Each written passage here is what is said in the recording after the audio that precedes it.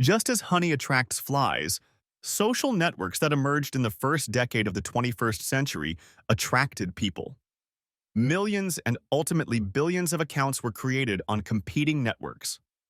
No one knew how many of them were real. For some of us, these networks were like vinegar. We weren't interested and didn't want to try them. My teenage daughter, Susie, on the other hand, couldn't wait to join, and my wife, Tricia, signed her up shortly after she turned 13. I wasn't too happy about it, but Tricia was a great mom and usually made the right decisions. A few weeks went by, and one night at dinner, Susie asked if Tricia and I wanted to join too. Sure, honey. Sounds fun, Tricia replied. Thanks, but I'll pass, I replied, hoping that would be the end of it. Susie didn't give up and insisted that we both join. It's a lot of fun, Dad. You'll get to see what all your friends are up to, and there are lots of games to play. Honey, I talk to my friends in person or on the phone. I don't need to go on a website to do that. And we have plenty of games at home if I want to play. Dad, what about Aunt Linda? When was the last time you talked to her? Oh, I said, wrinkling my nose as I tried to remember. I think it was a couple of weeks ago. Did you know she bought a new car? 6 weeks ago? It's red and looks really cool. Beth, said her cousin, is going to get Aunt Linda's old car when she gets her license in a few months. Are you friends with Aunt Linda? And she has a new car? I was a little surprised, thinking her old car wasn't that old. Tricia nodded, smiling at my surprise and my expression, although part of it was due to the terrible thought of my niece driving on real roads instead of their church parking lot. Yes, Susie replied, looking at me like I was crazy because I didn't know. I told you should join. That evening, Tricia and I talked about it. I probably shouldn't have been surprised that Tricia sided with Susie, especially since she had already allowed our daughter to join and agreed to get an account herself. Tricia said to me, she's probably right. It could be a good way to stay in touch with relatives and some old friends from school and college. I'm not sure I want to stay in touch with many of them, I muttered. I was already in touch with my best guy friends. Girls were different. Most of the girls in high school treated me like dirt or like a brother, usually like an immature little brother. And most of the thousands of female students in college simply ignored me. Of course, there were exceptions in such a large educational institution, and as I progressed through the school ladder, the situation improved at least a little. I had a few female friends in college and even a couple of ex-girlfriends from junior high and high school. So we decided to give it a try, although secretly my main reason was to keep tabs on Susie's online activity. I had heard that many people try to take advantage of young girls, and I was determined not to let that happen to my daughter. I kept a close eye on Susie's account and, to my relief, found that she was quite sensible, just as we had raised her to be. Eventually, feeling more at ease, I spent some time looking up old friends and reconnecting with them.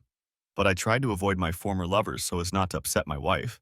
There weren't that many of them because, except for a couple of times when I happened to be in the right place at the right time, they were all ex-girlfriends, except for one girl from next door when I was in graduate school. Now she could be called a friend with benefits, as we had met several times to drink wine, chat, kiss, and more. I decided that old crushes that remained crushes were harmless, as long as neither they nor Tricia knew about my former feelings.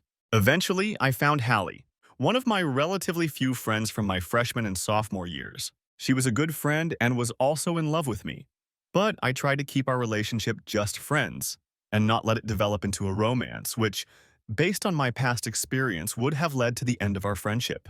So she repeatedly toyed with my feelings without even realizing it, until we started to drift apart in the second half of our junior year. By that time, I was starting to have success with other girls, and Hallie's slow estrangement wasn't too noticeable until it was too late. Since neither of us had entered the danger zone, I thought it wouldn't be too difficult to rekindle our friendship as adults, so I sent her a greeting and a friend request, then eagerly awaited her response.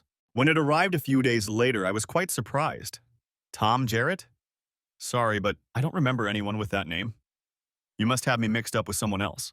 She had a great sense of humor in college, so after my initial surprise, I realized she was joking with me. Great, Hallie. I believed you for a second. How did you do that? When I sat back down at my computer, the reply was already there. Sorry, I'm not kidding. I really don't remember you. You have the wrong person. That really hit me hard. Although we didn't spend much time together in senior year, we had a few classes together in freshman and sophomore year before she changed majors. I wasn't sure, but I thought she needed another semester or two to finish her degree. Maybe she really didn't remember the years we spent together, so I decided to send her a little reminder. Remember when we went to the Delta Lamb party with Mark and Christy? Christy? Something like that? You twisted your ankle coming down the steps and I carried you back to the dorm? We put ice on your ankle and you promised to give me a back massage when you got better. By the way, I don't think I ever kept my promise. This time she didn't respond for a week. I'm sorry. You must have me confused with someone else. I've never injured my ankle, and I don't promise back massages to anyone except my closest friends, because it almost always leads to something. Please don't contact me again. Well, that hurt, probably more than it should have. I spent the next couple of days thinking about it, and then decided that since she had sent the last message, I deserved it. Thinking that it could turn into obsession or even stalking, I made it clear in my message that it would be the last and that I would not bother her again. I spent the next couple of days composing and refining my message to express exactly what I wanted to say, while rummaging through boxes in the basement looking for what I thought I remembered. Dear Hallie, it's probably better that you don't remember me and that we're no longer friends because, to be honest, it would violate an agreement between me and my wife that I must avoid those who were once special to me. Although you never knew about my feelings for you, I know. And it would be strange for me to lie to my wife if she asked about the nature of our friendship. Or maybe you do know, and that explains your reluctance to say hello. In any case, I understand and will not contact you again, but I pray that you live a long life in happiness and good health. Your distant friend forever, Tom. I have enclosed a photo I found in my college album. It is of her and me with friends at a party when we were sophomores. She could deny it all, but that photo was absolute proof that we knew each other, and despite the fact that we were close and comfortable around each other, we were friends. After I sent that last message, Hallie never replied, so I kept my word and didn't write to her again. I put the photo album back in the basement and decided to be more careful in my interactions with people Trisha might consider unacceptable because of something that might have happened in our past, regardless of whether it was true or not. While I tried to avoid contact with my ex-lovers, my wife did the opposite. The following summer, she ran into one of her ex-lovers on a business trip to Chicago, and they reconnected, which in the months that followed became even more intimate. Perhaps she wanted me to discover evidence of her infidelity, or maybe she was just careless, but the trust we had built over nearly 17 years of marriage was destroyed, and with it, our marriage. Susie was saddened by the breakup of our family, but she still loved us both and eventually came to terms with it, dividing her time between me and Trisha. We still spent a lot of time together, and I was happy to see her blossom into an intelligent and beautiful young woman with a bright future ahead of her. Since Susie lived with Trisha most of the time, and I eventually recovered from the initial shock of Trisha's betrayal and the pain that followed, I went through a period of sowing quite a lot of winter wheat, or, as more mature people than those, usually associated with wild oats call it. In the years that followed, I even had a few girlfriends, but I soon decided that it was better to cling to plastic wrap than to girlfriends who were trying to wrap it around a new husband. About 7 years later, hello? Hi, Tom. It's Andy Rayner. How are you? Hi, Andy. Good to hear from you. I'm doing well. How about you? Andy and I hadn't been in touch much over the years, but every Christmas we exchanged cards and a few lines to catch up. Everything's great, my friend. Have you heard about the upcoming class reunion? 25 years, can you believe it? Gloria and I are thinking about going, but we want to see if any of our old friends are going. We don't want to sit at a table by ourselves with a bunch of people we hardly know if none of our close friends are there. You know what I mean? Yes, I skipped the 20th reunion for that very reason, I admitted. Although that wasn't the only reason. It was shortly after my divorce, and I didn't want to talk about it at all if I was going to be with friends, let alone strangers. Do you have a guest list? Well, at the moment, besides me and Gloria, Mark Savone, Keith, and Gabby Schilling have confirmed. He named about 10 or 12 of my friends, including Mark, who is my best friend and best man, as well as 3 couples, some of whom were definitely coming, and others who were still thinking about it but weren't sure. But that was enough for me, and by the time he finished, I had already made up my mind. Sounds like a great group. I'm looking forward to seeing everyone. Sign me up, yes. I'll see you as soon as we finish talking. The meeting will be in October, so we still have 3 months, but Gloria and I would love to see you there.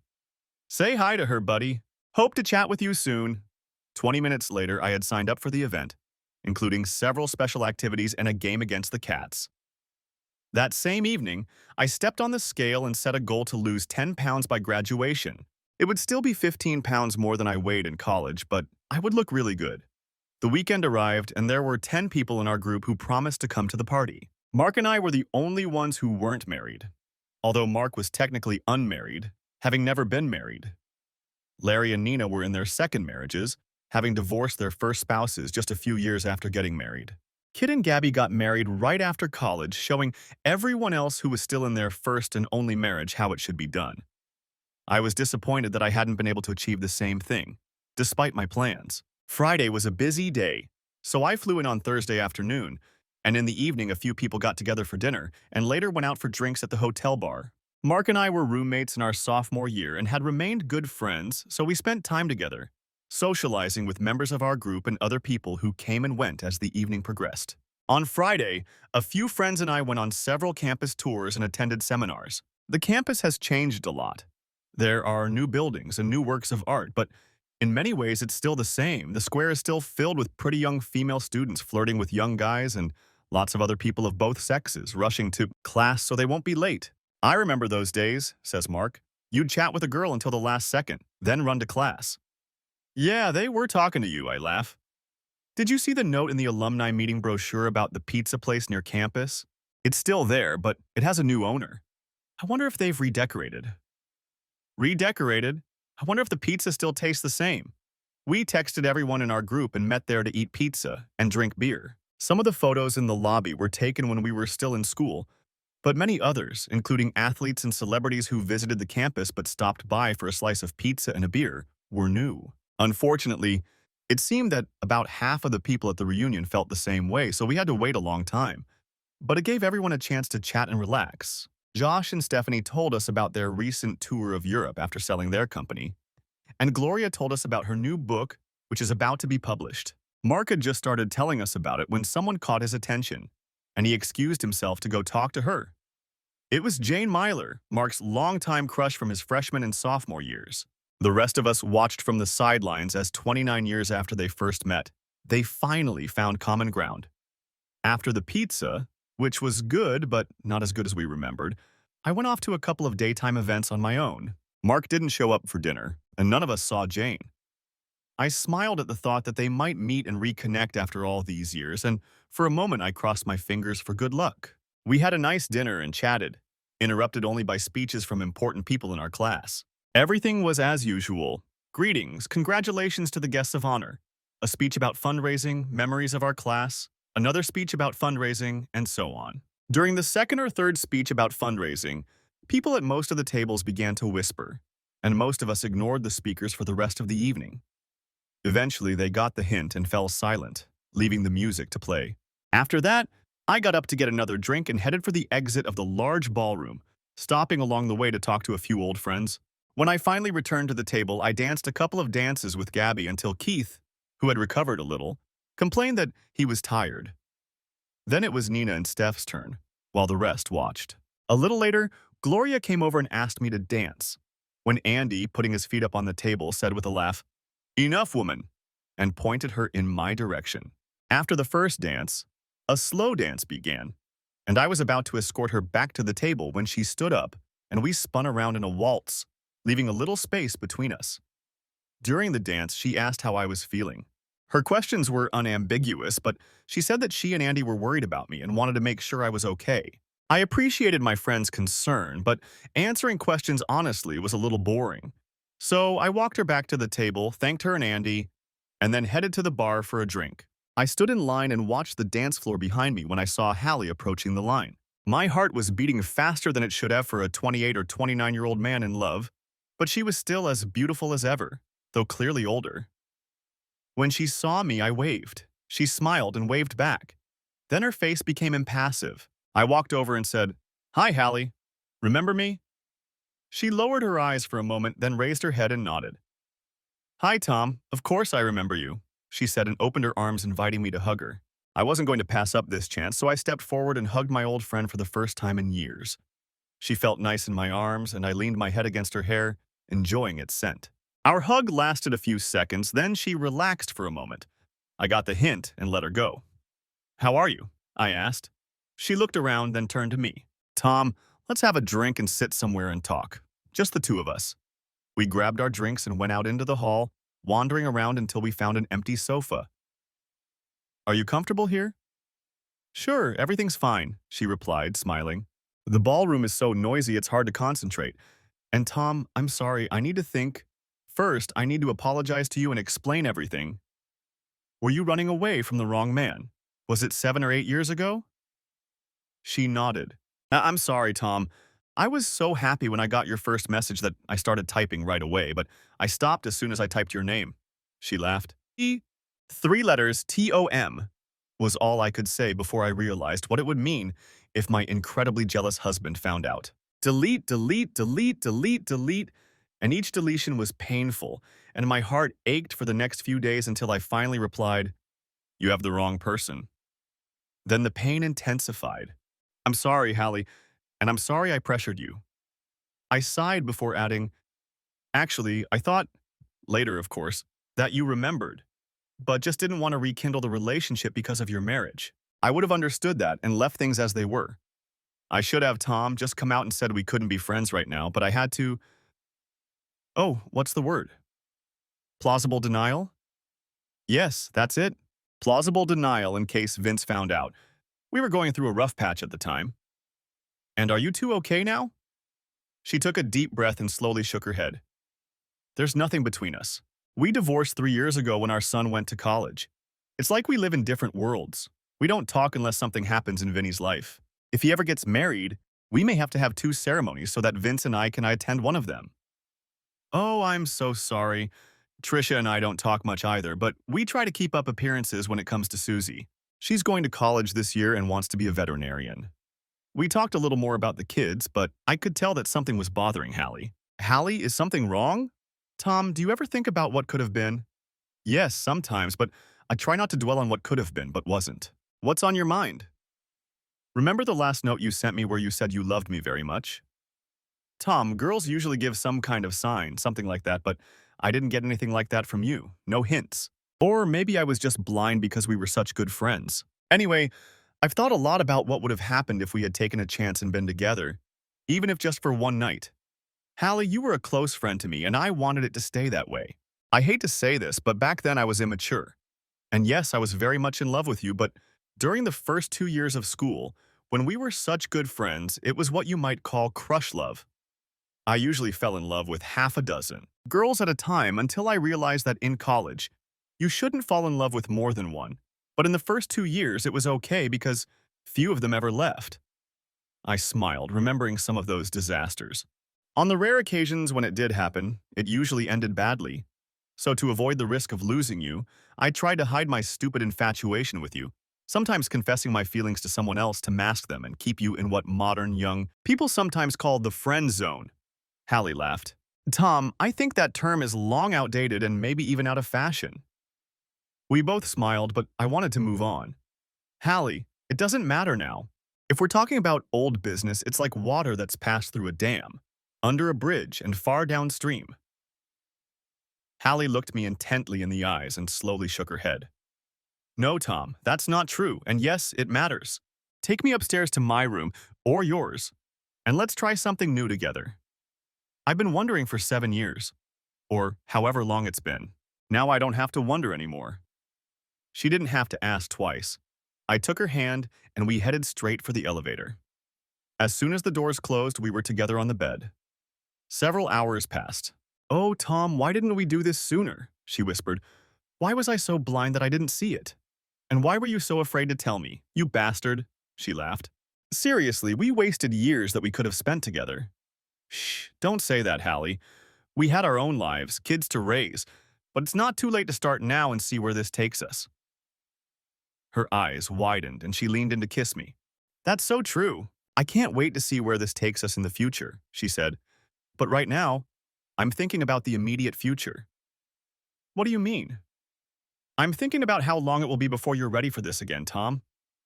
We spent most of Saturday morning together in bed, then had lunch and went to the game. We had tickets in the same section and it was crowded, so we were able to sit together. The game was as intense as the seats, and in the last second, our defense stopped the play on third down, winning the game for us by 4 points. Since we lost by 7.5 points, there was a lot of celebration at the stadium, and a crowd of alumni headed across campus back to the hotel. Hallie went back to her room to change for dinner, and I did the same before heading downstairs to pick her up. After dinner, Hallie and I went to a party with friends. We chatted and danced, and then I caught Hallie's eye. I looked up in response, and she nodded with a decent smile, trying to hide her desire. Over the next few minutes, we said goodbye to everyone and returned to the hotel to Hallie's room. Next chapter.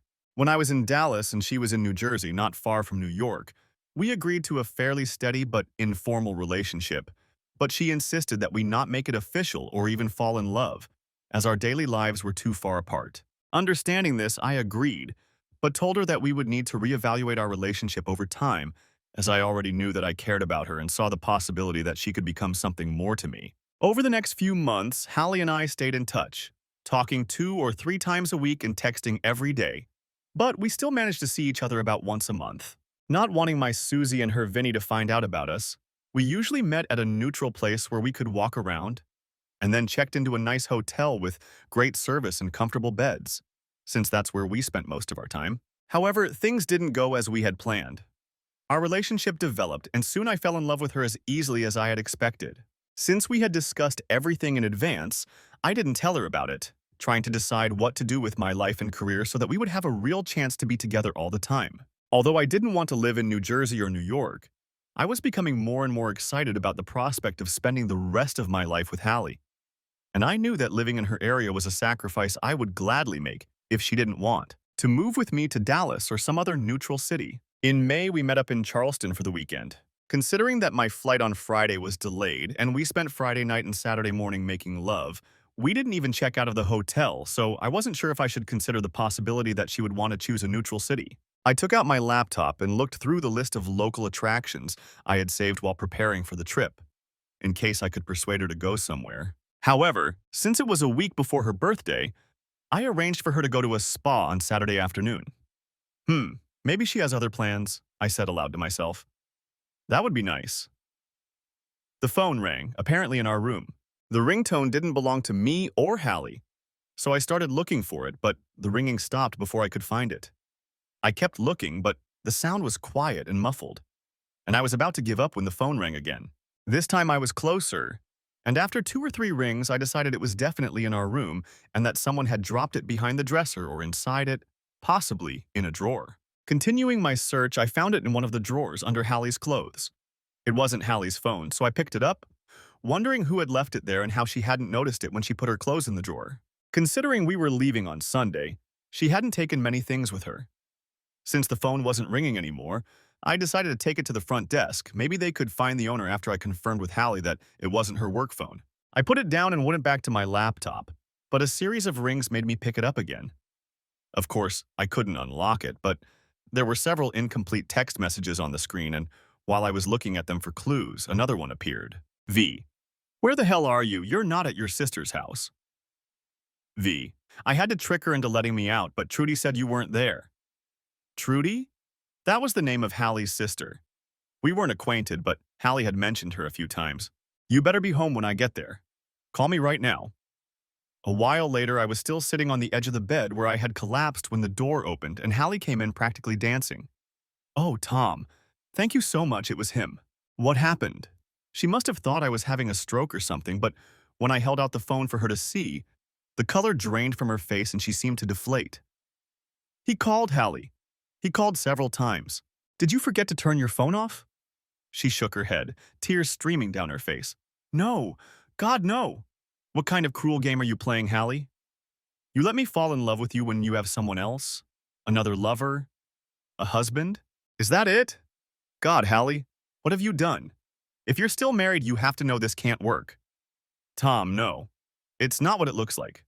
Really? So it's not your husband? The one you divorced? Or, judging by the looks of things, the one you didn't divorce? Or did you just remarry and forget to tell me? She tried to hug me, wrapping her arms around me as if to envelop me in a web of lies. I stood up and turned away, not wanting to touch her or let her touch me. Oh, damn it, Tom. Please? It's him. It's Vince, but it's not what you think. Really? I repeated, incredulous. So all this time I've been falling in love with you, it's been a complete lie? I growled, trying not to shout. And we're not adulterers, the lowest scum on earth like Trisha and her friend. Please tell me it's not, because that's exactly how I feel right now. And I feel so sick I could throw up.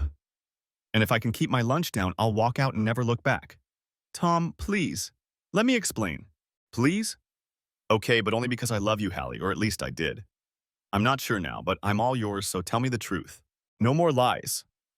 She sat back down on the bed, clenching her hands as if trying to wipe away the guilt that covered them like blood.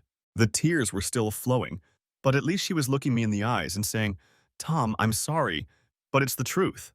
The horrible truth. When you got involved with me almost 8 years ago, Vince and I had been having problems for a long time. In fact, we were only together for Vinny, our son. At the time, I was going to family therapy, and he wasn't, and it wasn't working.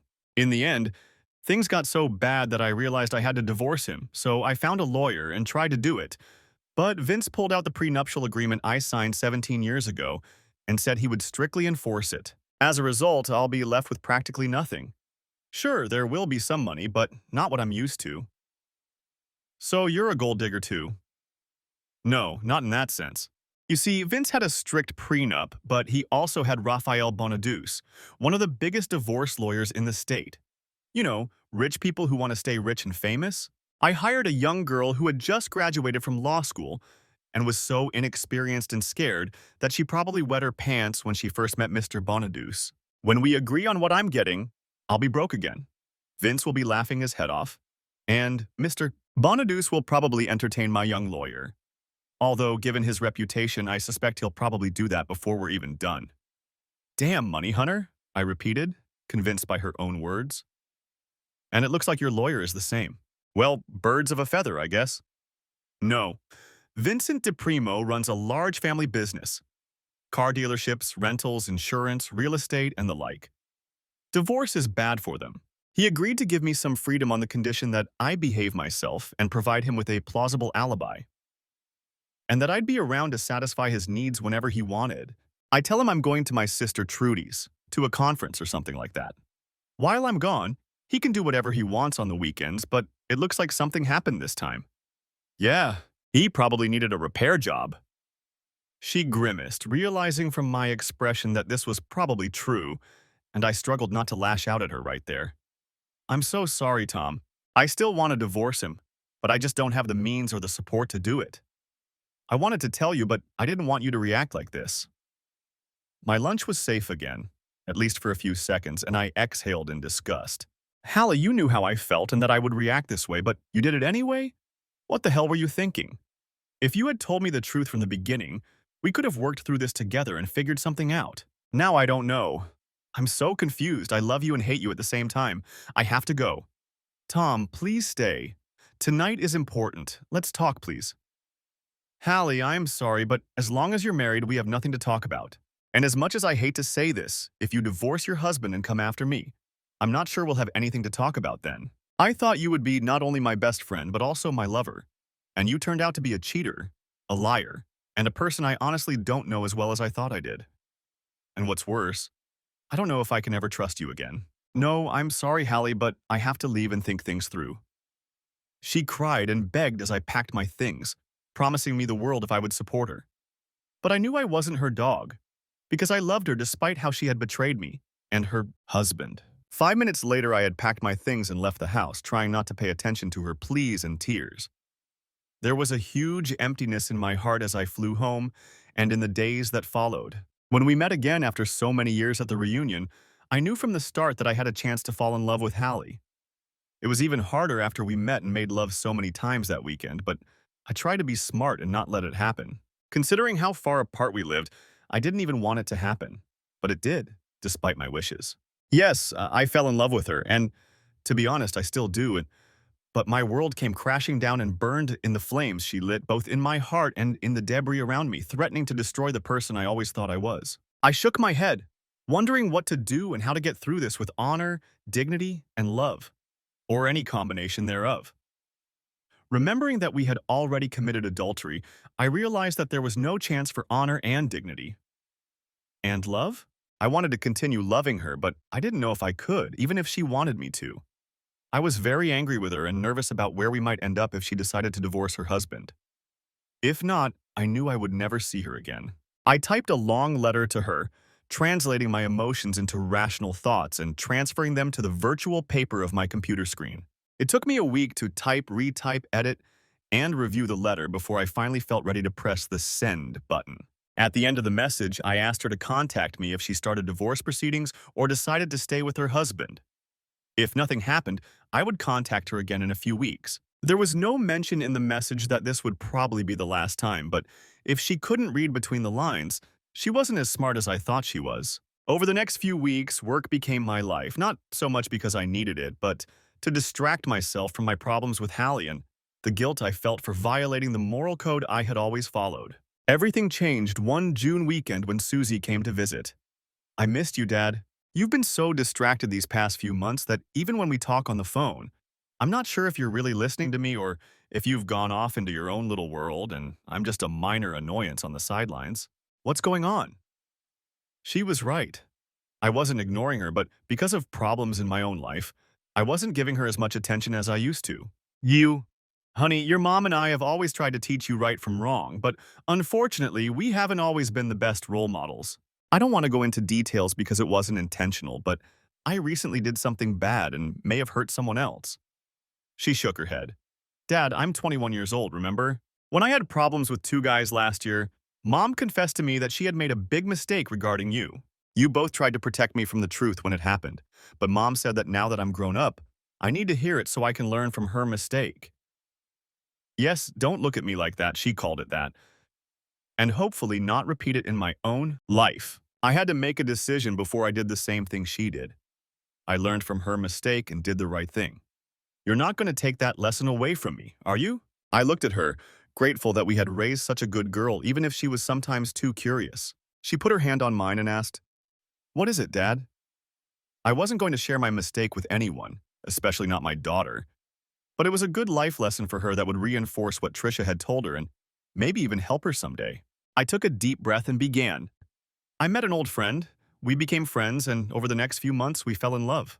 And then, just as I was about to talk to her about making our relationship permanent, I found out that she wasn't as divorced as she had claimed. Oh, she lied to you. And she cheated on her husband? And now, even though you didn't know about it, you feel guilty. Right, Dad?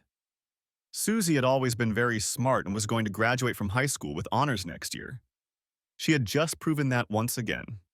Yes, pretty much. I could add that she claims her husband is also a cheating bastard, but two wrongs don't make a right. We finished together, proving that Susie had also learned this oft-repeated lesson from childhood. Dad, it was wrong, but it wasn't intentional, and you stopped when you found out, right? Yes, but I don't know what to do next. That's what you need to worry about, not what happened in the past. Like I said, smart kid. A few days later, Trisha called me. Is everything okay with Susie? I asked, concerned by the unexpected call. Yes, she's fine, Tom, but she seemed worried about you. She didn't give me any details, but I just wanted to make sure you were okay. Trisha, I'm fine. It's nothing serious. I should have kept quiet and thanked her for calling, but we had been through a lot over the years, and I couldn't help myself. I made a mistake recently, and it's not easy to live with. I'm so sorry. Do you want to talk about it? No, I don't. I paused. Well, yes, maybe. Can I ask you a very personal question? She giggled. We've asked each other a lot of very personal questions over the years. I think this is the first time you've asked if you could ask. Go ahead. When you were having an affair, did you ever feel guilty? Wow, that's very personal. And unexpected. I'm sorry. You don't have to answer that question. We can talk about it later, okay? Tom, wait, I want to answer. I was an adult and smart enough to know that what I was doing was wrong, and that it would hurt you and us if it came out. Unfortunately, the temptation was strong, and the first time I couldn't resist. When I crossed that line I never intended to cross, it didn't make me braver, but it may have given me the strength to continue. I knew I shouldn't have done it, and yes, I felt guilty and dirty, but I got an extra rush and thought everything would be fine as long as I didn't screw up and you didn't catch me. In a way, it was a relief, but when it came time to pay the price, it was much higher than I expected, and I'm still paying for it and regretting my choice every day. I'm sorry, Tom, for what I did to you and to us. I'm sorry I broke your trust. Thank you, Trisha, for being honest with me.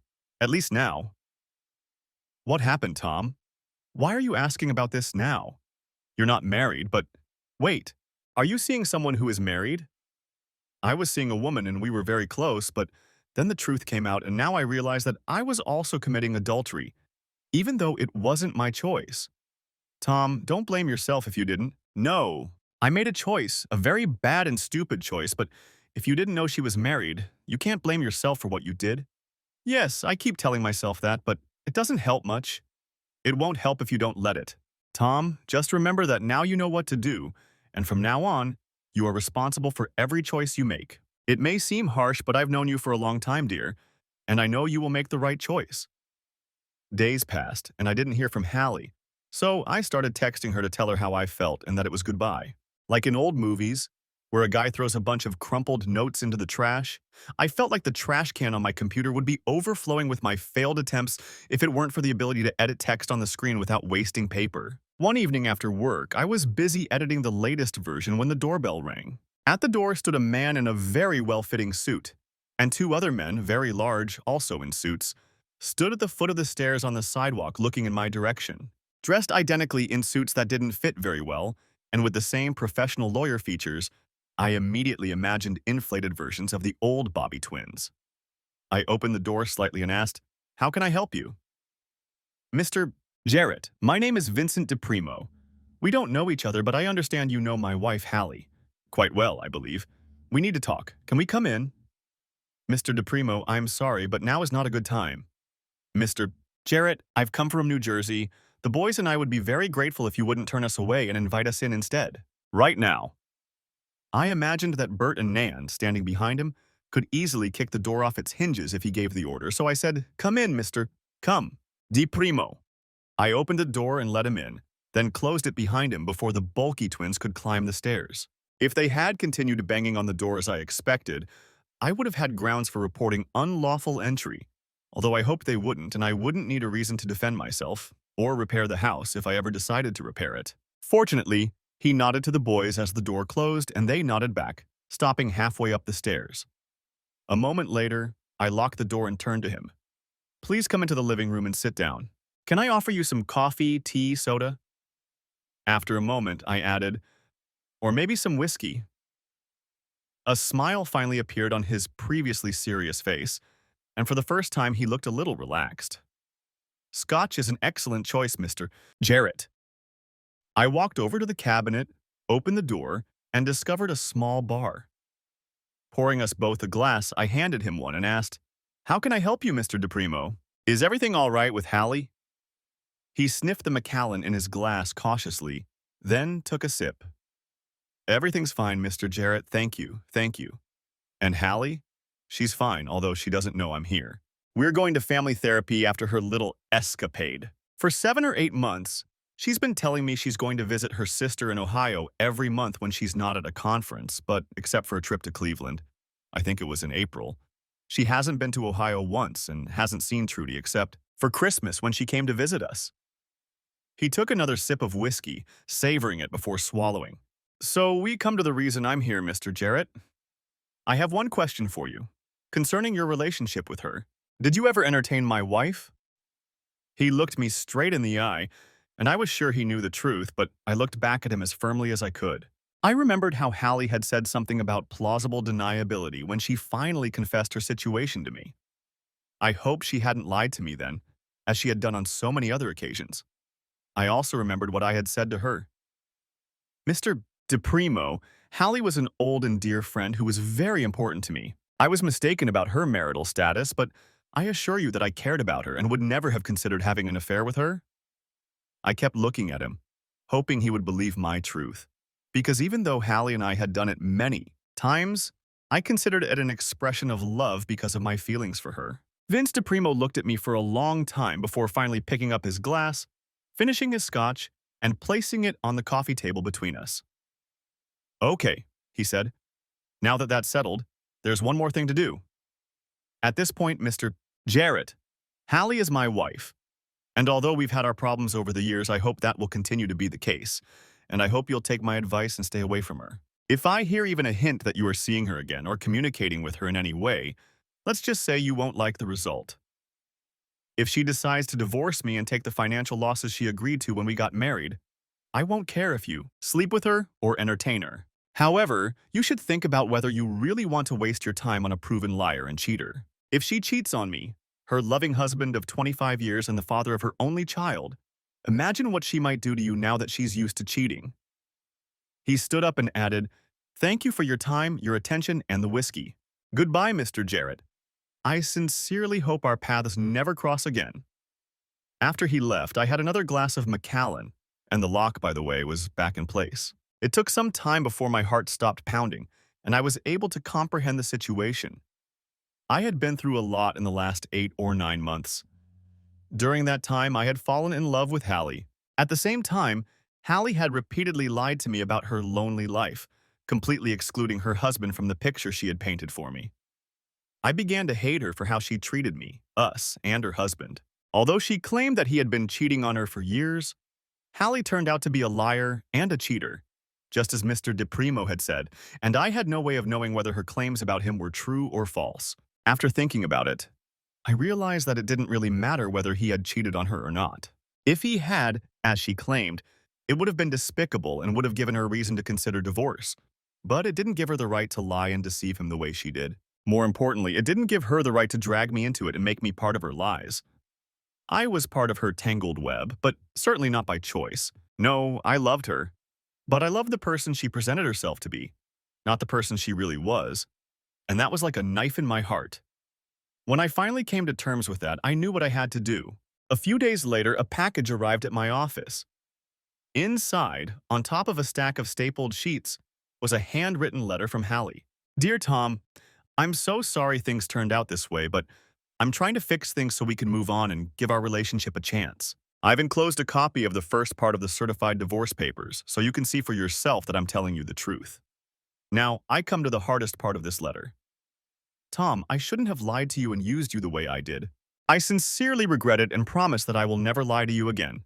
She then provided her new address, phone number, and a new personal email address, followed by a long, loving, and very personal message that tugged at my heartstrings and brought tears to my eyes. After thinking about it all day, with the help of the remaining bottle of Macallan, I opened my laptop in the evening and started typing her new email address, but stopped. Despite Vincent DePrimo's warning and threats, what I wanted to say didn't need to be said in an email or even over the phone. I closed the email and opened my favorite travel app.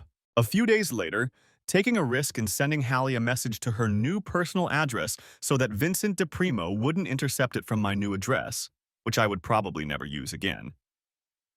I met Hallie in a quiet, secluded cafe in Newark. When she arrived, she became agitated and started hugging me, saying, "Oh, Tom, I missed you so much and I'm so glad you're here.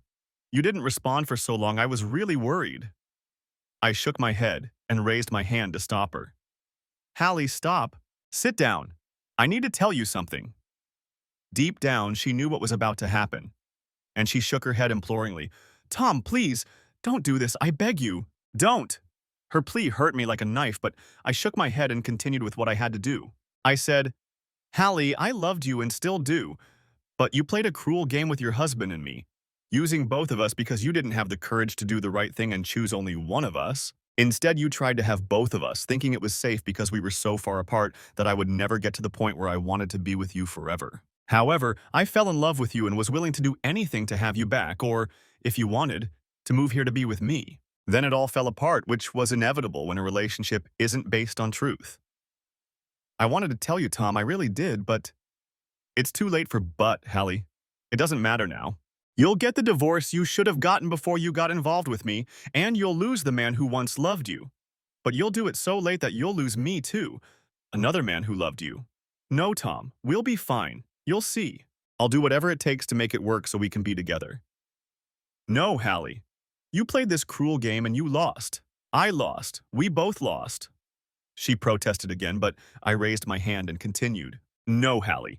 It wasn't my choice, but you made it so that it wasn't my choice. Now, no matter what we do, no matter how hard we try, we can't fix this and we won't have a happy ending. I'm sorry, honey, but this is goodbye."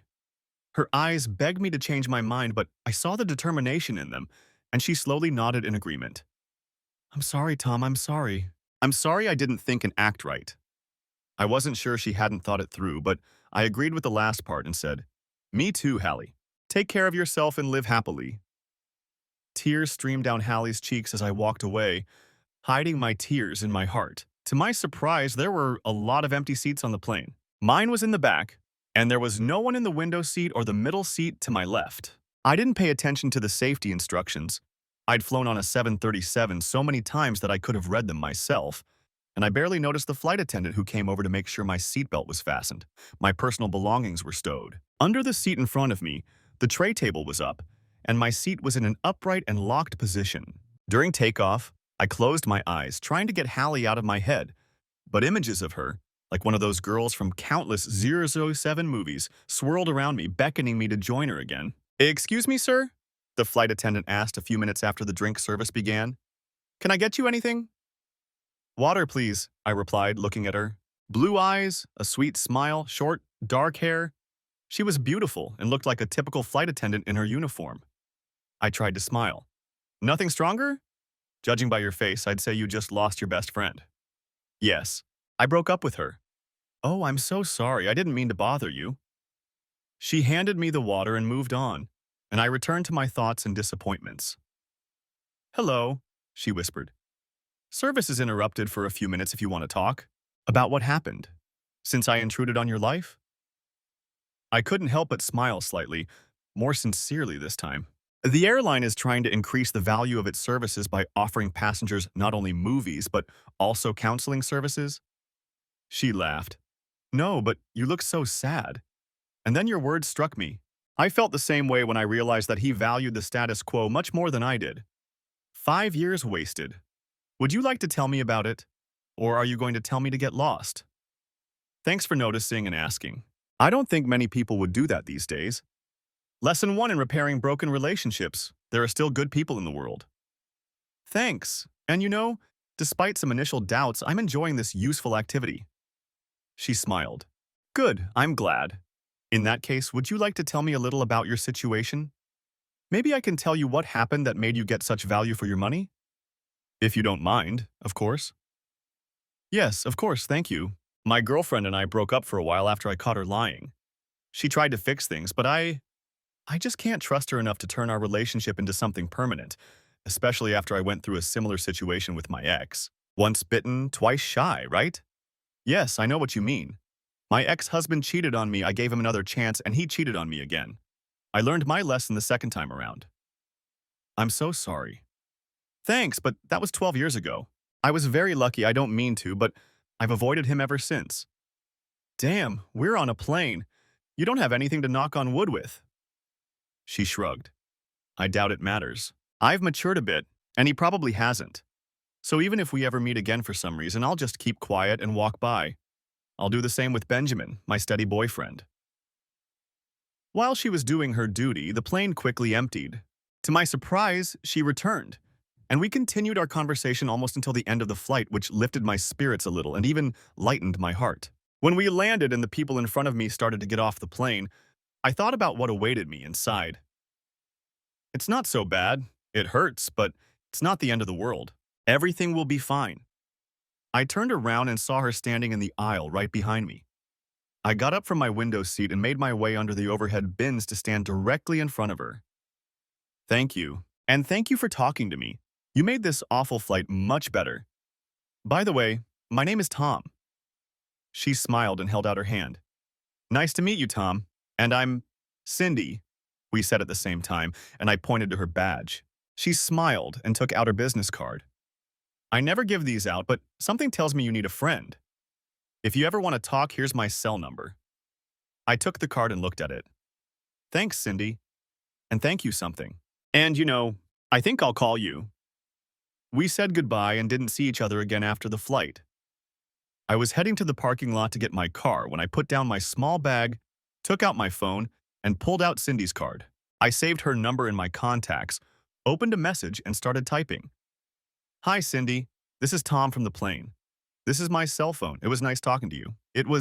I hope our paths cross again. I remembered Vincent DePrimo's last words and how ominous they sounded, but in this case, they were very appropriate. It was too soon, and I was in too much pain to say anything more, but After sending the message, I hoped she would remember me if I ever decided to contact her for real. I put my phone back in my pocket and continued on my way, stepping out of the terminal into the sunlight.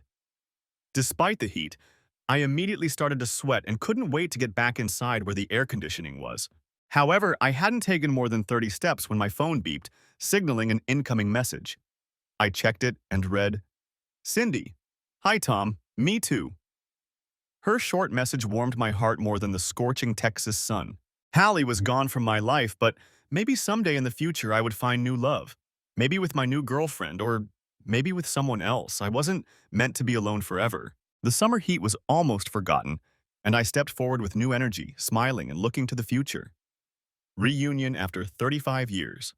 With tickets in hand, I headed for the bar. There was a long line at the bar closest to our table, so I went to the next one, located further down the hall. As I walked, I thought about how everything had changed since we last met 25 years ago. Many had gained weight, many had lost their hair, and many had more wrinkles, even if they weren't noticeable. There were many more gray hairs and almost no white hair, but some seemed to be fighting the aging process, albeit not very effectively, with hair dye, hair transplants, and plastic surgery with varying degrees of success. Since most of our graduates are over 50, I was glad to see that most of those present were still in fairly good shape and enjoying life. However, a few people looked, to put it mildly, old. Perhaps it was due to their genes or a hard life over the years, but time had taken its toll on their appearance and, in many cases, their health, making them almost unrecognizable compared to when we were together many years ago. In fact, with the exception of a few close friends and those with whom I had kept in touch over the years, most of my classmates were now just distant memories, if they could be recognized at all. And then there was those sitting at a table in the corner of the ballroom, decorated, thanks to the fire inspector, with a single battery-powered candle. Here are the names of those who, for one reason or another, are no longer with us.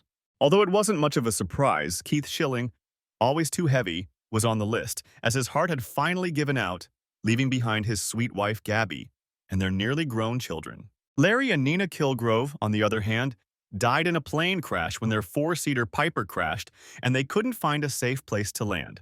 Mark, Andy, and I were the three honorary guests at their funeral.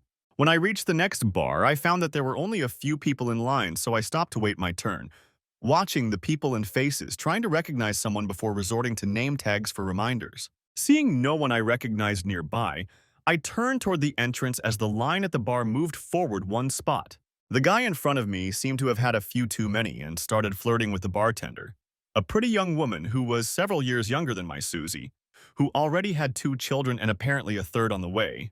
Holding a glass in each hand, the guy turned around and I got a good look at him. He looked familiar, but I couldn't place him until I glanced at his badge and saw my name and the word guest. Mr. Jarrett, I thought we might bump into each other here. Ah, Mr. DePrimo. How surprising to see you here. He smiled. Why shouldn't I be surprised? After all, although she graduated a semester later, my wife was one of your classmates. Remember? My heart skipped a beat at the thought. Hallie had divorced him when we broke up. Had something happened to bring them back together?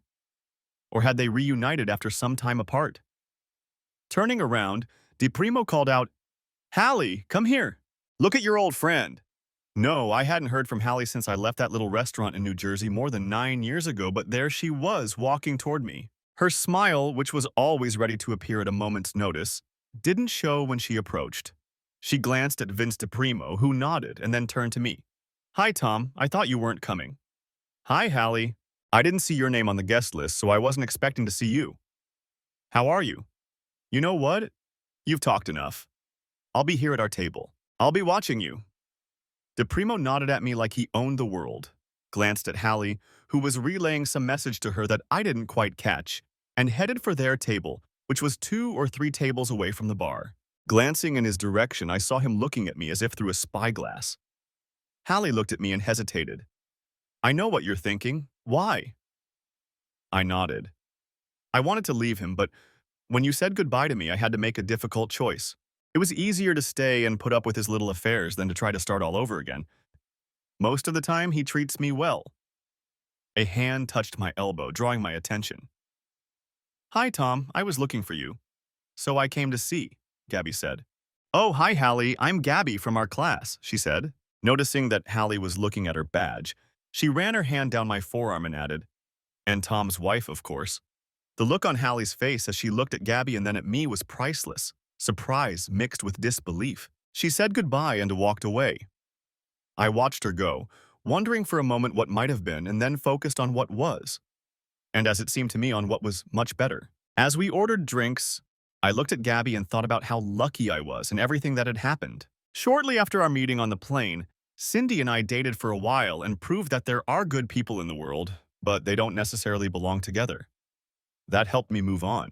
When Keith died about a year later, I stepped in and helped a devastated Gabby with the funeral arrangements and spoke at Keith's funeral. In the time that followed, we remained friends, and I would visit her occasionally to cheer her up and give her an opportunity to talk. However, it wasn't until Larry and Nina's funeral almost 3 years later, when Gabby had been grieving for a long time, that we truly connected and finally became close. Having unexpectedly grown closer, we got married a little over a year later. As we were returning to our table with our friends, Gabby said, "Hallie looks unhappy, doesn't she?" "Yeah, I think so too," I agreed. "She played a cruel game and lost, so now she's serving her punishment until one of them dies or gives up, says, 'To hell with it,' and leaves. Since I don't think the latter will ever happen, I suspect they'll both live to be 90, just out of spite, and to prevent the other from enjoying what's left between them. Play silly games, win silly prizes," Gabby quoted with a smirk. "Or evil games, as you said, in this case. Speaking of games, do you want to take a little break? I have an idea of what we can play upstairs to take our minds off her and everything else." We put Mark and Jane's drinks on the table and said we were going for a walk, although I could tell from their looks that they didn't believe it for a second. As we were leaving, Gabby leaned over and whispered, "We planted the idea in their heads. They'll be right behind us 5 minutes tops." Smiling, I agreed and said, "Let's hurry up so they don't catch us." When we returned to the hotel from the conference center, we barely had time to close the door to our room before Gabby threw herself at me, showing me how much she loved me and that thinking about the past was a waste of time. We separated in the blink of an eye, taking off our clothes between kisses and gentle touches, and then found ourselves in bed, craving each other. Gabby climbed on top of me, pressed herself against me, and soon I was inside her. With sweet kisses, my Gabby helped us grow even closer, focusing only on the two of us and nothing and no one else in the world. Together we crossed the line. Gabby let out a beautiful moan, I let out a long, growling moan, and we both gave each other everything we had before she gently lowered herself onto me, and I hugged her and pulled her close. "I love you, Tom," she whispered breathlessly. "I love you too, sweetheart." We lay there resting for a few minutes before I asked if it was time to go back to the party in the classroom. Gabby shook her head. "I'm ready to stay here all night if you want. Instead of going to the party, we'll see everyone from our group tomorrow at breakfast anyway." You're probably right." Remembering Vincent DePrimo, I added, "Yeah, we met enough people today. The only person I want to see tonight is you. Well, if you're ready, let's try to untangle them." Gabby giggled and smiled, and I smiled back. To be honest, I don't know which one of us was smiling more, but I decided that if I had to, I would smile all night until I found out. The end. Thanks for watching. I hope you enjoyed it. So subscribe to my channel and watch the next video.